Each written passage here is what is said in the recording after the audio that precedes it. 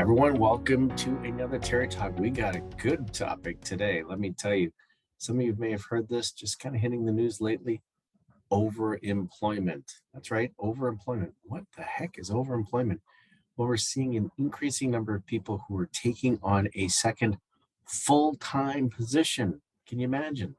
We're not talking about side hustles here. Lots of us have little side hustles where we're maybe selling jewelry or essential oils or maybe skincare products or the old Tupperware parties, those sorts of things, or maybe picking up some extra cash, driving Uber, or helping a neighbor build a deck, something like that. It's not what we're talking about here. We're talking about a second full-time job.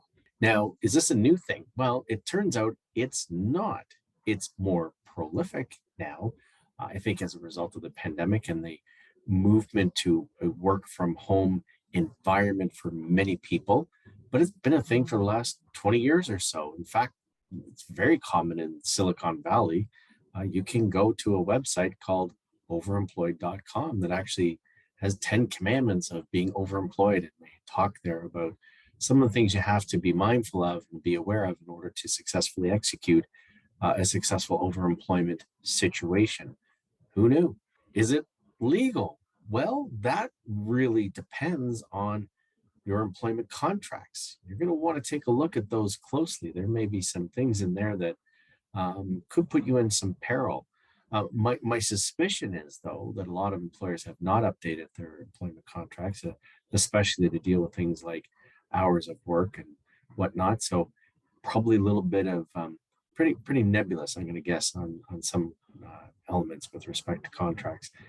The big one you're going to want to watch out for if you're thinking about this is you got to watch out for those non-solicits and those non-compete parts of your agreement and how legally they may be binding in your jurisdiction. You want to keep an eye on that. So why is this happening? I think there's a lot of reasons. First of all, as we've talked before several times on this channel, employment engagement continues to really kind of languish. We're not doing a great job of this. A lot of people still feeling disconnected from employers. The pandemic has kind of brought that more to the surface for some people. So people are looking for ways to feel more fulfilled. Maybe this is an opportunity for some people to say, I've got a lot of different skills, a diversity of skills, as it were, a diversity of interests, and this might be a way for them to satisfy some of those itches they may be having relatively. I want to try my hand on something else.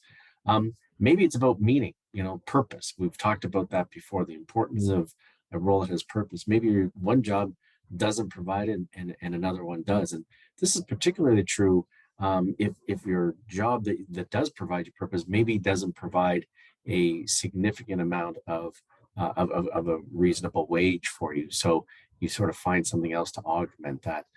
Lots of different reasons. I suspect some of you watching would have other ideas as well. And again, we always encourage you to add some comments down below in the comment area. So what's the reaction been? Well, you can imagine. It's not been great. This is not going over well.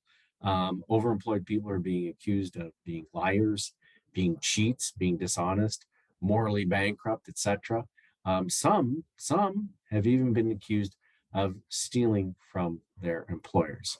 So this kind of harkens back to scientific management. And is this scientific management potentially kind of biting us in the butt again? In Desuckify work, I talk about scientific management and how it has kind of led us a bit astray. We tend to measure the wrong things at work. For example, when was the last time you had a conversation about value creation? I always find, and I talk about this in the book, I always find salary bands fascinating. You have two unique individuals with their own unique skills, their own unique abilities, doing the same job, but getting the same pay. It just seems really odd to me. And in Desuckify work, those that have read it, I talk about the story about this, working with a manager and a human resource professional that were trying to hone in on the appropriate salary for somebody. And they got themselves all tied up in knots because they focused on what salary band they'd be in, what percentile of the salary band this person would be in. And I remember asking the questions that maybe we should look at value creation. And that didn't go over too well at all.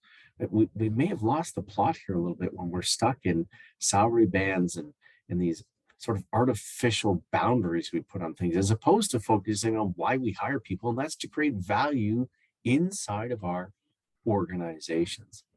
If you're creating value, what difference does it make how and when an employee does it?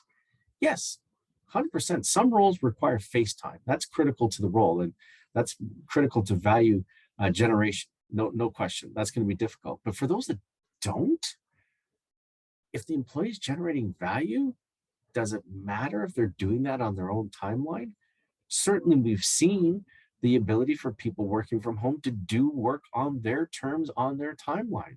So if they are doing it at different times and can augment their down times with perhaps another role, does it really matter? I'm not saying that this is an ideal solution, but before we label this as bad, maybe this is good. What? With fewer employees around, we've got a dearth of talent out there. We've got unfulfilled jobs. Maybe this is a way that we can, get more people doing more things. And maybe we need to create workspaces where we start to accept that these kinds of situations are okay. It's going to take some work. It always does. But I'm curious about, maybe we need to open our minds to this a little bit more. As always interested to hear your thoughts. Love getting into some good debates and discussions around this. Drop your comments down below, and we'll see you again soon.